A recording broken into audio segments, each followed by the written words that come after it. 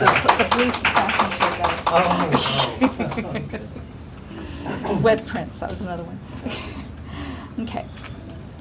We want to welcome you to Business Over Coffee International, our share event, and we are focusing on nonprofits. And right now we have, you wouldn't think of this very much, I guess, as a nonprofit, but Memphis Police Department, but he is a part of the domestic violence unit. This is Lieutenant Robert Ragland. He's one of the lieutenants who helps to supervise the Memphis Police Department domestic violence unit. And you have a major event coming up in October with the Family Safety Center, Yes, which we is do. found at familysafetycenter.org. And explain to us what your part in domestic violence, well, not your part, but where you come into play with it. First off, we work very closely with the Family Safety Center. Okay. We're located in the same building. We help them, or they help us actually, with getting orders of protections for victims of Those are domestic very, violence. very important. We always encourage victims to go that next step.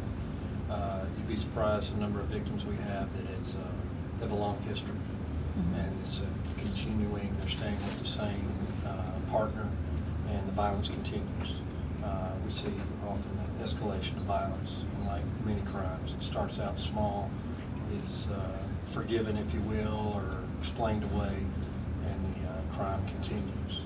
I wonder sometimes that they just don't even know, like, that it is abuse, because they're probably multi-generational.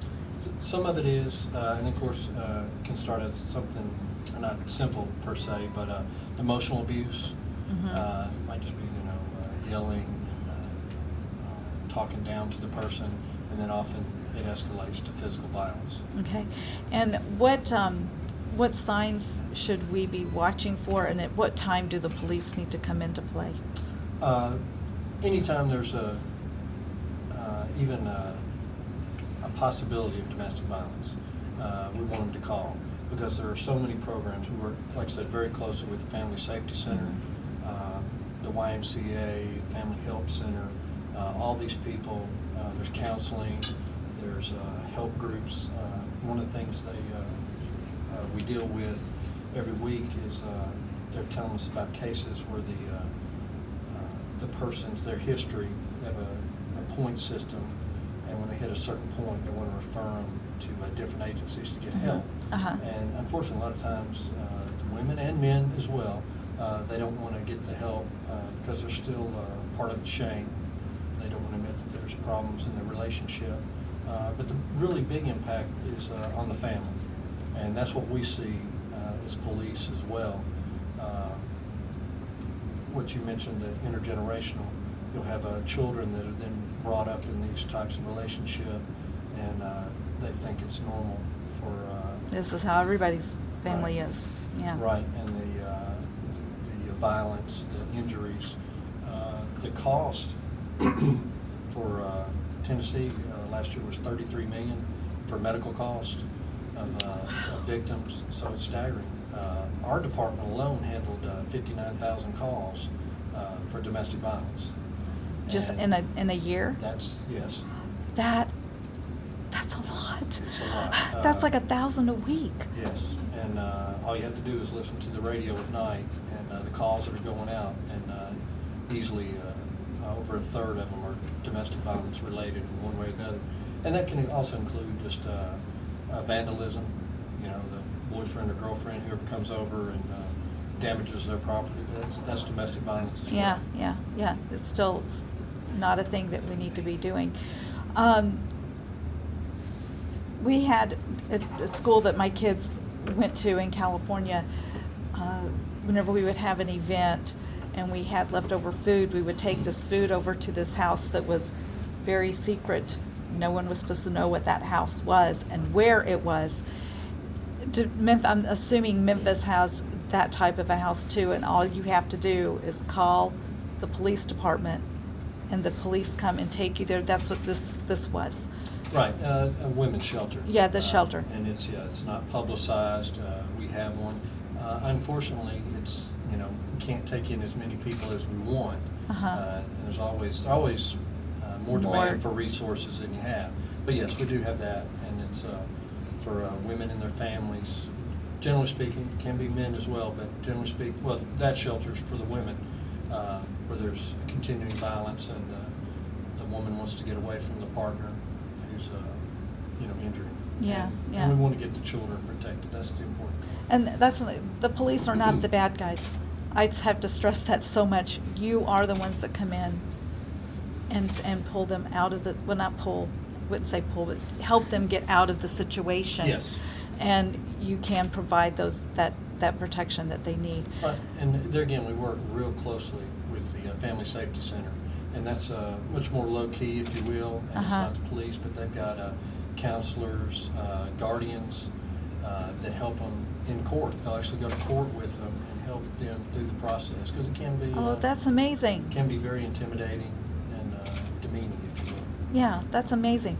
Now, what is going to be your part in this event that they're going to be doing in October? We're working with Family Safety Center, again, I keep saying that. But there's a big kickoff. October is Domestic Violence Awareness Month. And the big thing you can do is go on the Memphis and Shelby County Domestic Violence and Sexual Resource and like it on Facebook.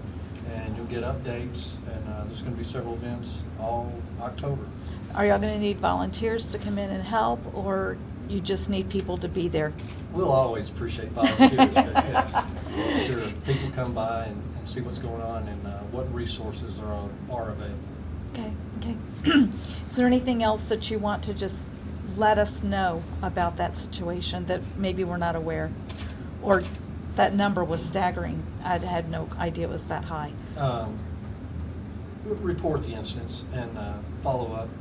Unfortunately, my investigators, and we have a lot more than we used to because it is so big, and we handle some other things too, but to follow up with our investigators and not just, we get a lot of reports. I just wanted the police to know.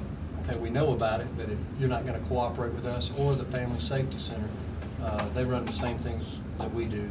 Counselors want to help them, and they'll say, well, I just wanted to let the police know, and they tell me, hey, we've got all these resources, we can help you, and they don't want to participate.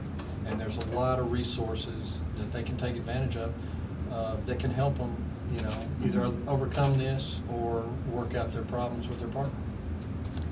That's near and dear to my heart, because I've seen results of it from other people, and I've also seen the women who don't leave, and I just don't understand. And I'm guessing that particular event that's coming up in October will help those of us on the outside understand how to relate to those women too, because I think that's probably the biggest thing, is how can we be that support of saying, I know this is going on, we need to help you. I'm thinking that's who really needs, in this room, is that who, I saw a lot of heads shaking. What can I do to help you? Because you're, like you said, we just wanted you to know, but we're not going to do anything about it. But that type of training is out there for us too. Yes, it is. Okay, awesome. And that'll be in October. Yes, ma'am. And again, the name of the Facebook page to like. It's in Shelby County Domestic Violence and Sexual Resource, and like it on Facebook. Okay, thank you so very much, Lieutenant Ragland, for taking time out of your extremely busy day, because every day is a busy day for Memphis Police. So I would love for y'all to just be sitting around doing nothing. I really would. And I would still pay you to do it, but unfortunately, I appreciate Absolutely. your service to our area, and I appreciate your family for allowing you to do that for us. So thank you very much. Memphis Police Department. Thank you. We good?